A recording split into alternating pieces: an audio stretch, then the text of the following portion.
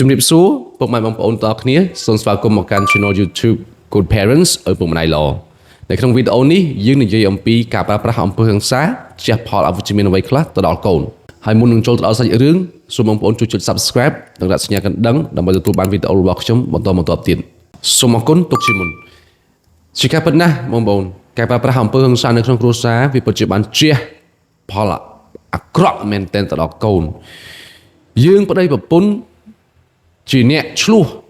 ប៉ុន្តែអ្នករងផលពិបាកអ្នករងផលប៉ះពាល់គឺកូនរបស់យើងបងប្អូនឪពុកម្ដាយដែលតែងតែបង្កចំនួននៅក្នុងគ្រួសារមិនថាប្តីមិនថាប្រពន្ធជាការពិតណាស់ផ្លូវអារម្មណ៍របស់កូនគឺមិនរឹងមាំទេហេតុអ្វីពីព្រោះពីមួយថ្ងៃទៅមួយថ្ងៃគាត់មិនដែលសប្បាយចិត្តគាត់មិនដែលឮពាក្យសរសើរគាត់មិនដែលឮពាក្យល្អចេញពីគ្រួសាររបស់គាត់ទេមានតែការវាយដំច្រំធាក់ជេរស្ដីបន្ទោសសពគ្រប់បែបយ៉ាងអញ្ចឹងអាផ្លូវអារម្មណ៍របស់គាត់នឹងចាប់ផ្ដើមខ្លាចគ្មានភាពជឿជាក់លើខ្លួនឯងគេហៅថាព្រលឹងមិននៅក្នុងខ្លួនអារម្មណ៍មិននៅក្នុងខ្លួនទៅរៀនក៏មិនចូលដែរ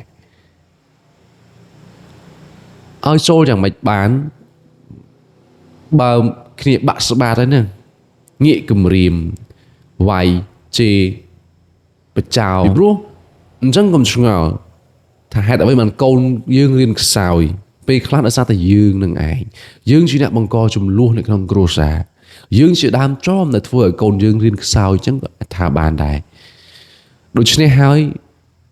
បងប្អូនត្រូវប្រុងប្រយ័ត្ននៅពាក្យសម្ដីរបស់បងប្អូនពីព្រោះក្មេងប្រៀបដូចជាកដាសអញ្ចឹងគាត់គប់ពីលឿនណាស់យើងធ្វើសកម្មភាពបែបណាគាត់ក៏អាចនឹងឆ្លងទៅបែបនោះដែរបើមិនជាយើងជាមនុស្សដែលចូលចិត្តអានសៀវភៅកូនរបស់យើងនឹងយកគំរូទៅតាមហ្នឹងបើមិនជាយើងចូលចិត្តលេងល្បែងកូនរបស់យើងក៏អាចអញ្ចឹងដែរណាភាគរយតិចមែនតើដូច្នេះហើយយើងគឺជាគំរូដ៏មានឥទ្ធិពលម្នាក់សម្រាប់កូនរបស់យើងចង់ឲ្យកូនរបស់យើងមានអនាគតល្អយើងចង់ឲ្យកូនរបស់យើងមានអនាគតភ្លឺស្វាងអានឹងទាល់តែយើងដែរទាំងឪពុកទាំងម្ដាយចុះបើព្រឹកឡើងមិនទាន់ដឹងអីផងជេរគ្នាវាយគ្នាឆ្លោះគ្នាបាត់ហើយណាព្រឹកឡើងមិនទាន់ដឹងអីផងដល់កន្លែងលបែងបាត់ហើយណាអញ្ចឹងតើឲ្យកូនរបស់យើងនឹងវាល្អយ៉ាងម៉េចណាព្រោះយើងជាអ្នកចម្លងមេរោគទៅឲ្យគាត់ដូច្នេះហើយមានបញ្ហាអីក៏ដោយត្រូវដោះស្រាយដោយសន្តិវិធីហើយបើល្អកុំឲ្យគាត់ឮកុំឲ្យគាត់ដឹងអំពីបញ្ហារបស់ពួកយើងពីព្រោះកូនរបស់យើងនឹងគ្មានកម្លាំងចិត្តរៀនទេបើសិនជាឮអំពីបញ្ហារបស់យើងញយដងពេកហើយក្មេងមួយនឹងក៏គ្មានភាពជឿជាក់លើខ្លួនឯងដែរប្រសិនបើគ្រួសារមួយនោះងាកស្រែកវាយដំគាត់បាត់ទំនុកចិត្តលើខ្លួនឯងបាត់ហើយអូខេឃើញទេអញ្ចឹងខាត់ច្រើនណាស់ការប្រើប្រាស់អំពើហិង្សាគឺត្រូវតែលុបបំបាត់មិនត្រូវឲ្យមានទេត្រូវតែលុបបំបាត់ហើយមួយទៀតយើងមិនអាចយកការអប់រំដោយការប្រើប្រាស់អំពើហិង្សាវាយដំច្រំធាក់ជាមួយនឹងកូននោះទេកាលពីសម័យដើមឪពុកម្ដាយរបស់យើងគាត់អាចធ្វើអញ្ចឹងបានប៉ុន្តែមកដល់ពេលបច្ចុប្បន្ននេះគាត់មិនអាចធ្វើអញ្ចឹងបានទេវាគ្មានប្រយោជន៍ទេឪពុកម្ដាយកាន់តែវាយកូនកាន់តែខូចដូច្នេះហើយការប្រើប្រាស់អំពើហិង្សាមិនមែនជារឿងល្អទេអ្វីដែលល្អគឺការជំរុញការតាមដានការសរសើរការលើកទឹកចិត្តនេះដែលយើងគួរតែធ្វើជៀសវាងការប្រើប្រាស់អំពើហិង្សាអូខេហើយខ្ញុំជឿជាក់យ៉ាងច្បាស់យ៉ាងមុតមមថាការសរសើរពាក្យសរសើរចេញពីម៉ាក់ប៉ាគឺមានឥទ្ធិពលខ្លាំងណាស់សម្រាប់ពួកគាត់ហើយវាគឺជាកម្លាំងចិត្តដ៏ខ្លាំងមហិមាពុំអាចកាត់ថ្លៃបានបើទោះបីជាពេលខ្លះគាត់ចង់ទៅធ្វើអីមួយដែលមិត្តភក្តិគាត់អស់ទាញទៅធ្វើរឿងដែលមិនល្អមួយក៏គាត់មិនទៅដែរ គាត់ចងចាំពាក្យឪពុកម្ដាយរបស់គាត់ទូន្មានគាត់ចងចាំពាក្យឪពុកម្ដាយរបស់គាត់លើកទឹកចិត្តគាត់មិនអាចធ្វើឲ្យឪពុកម្ដាយរបស់គាត់ខកបំណងលើគាត់បានទេ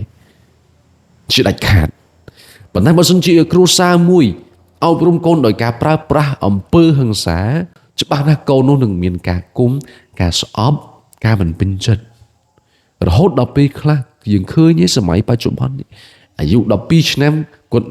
ហ៊ានរត់ចេញពីផ្ទះវាជារឿងមួយ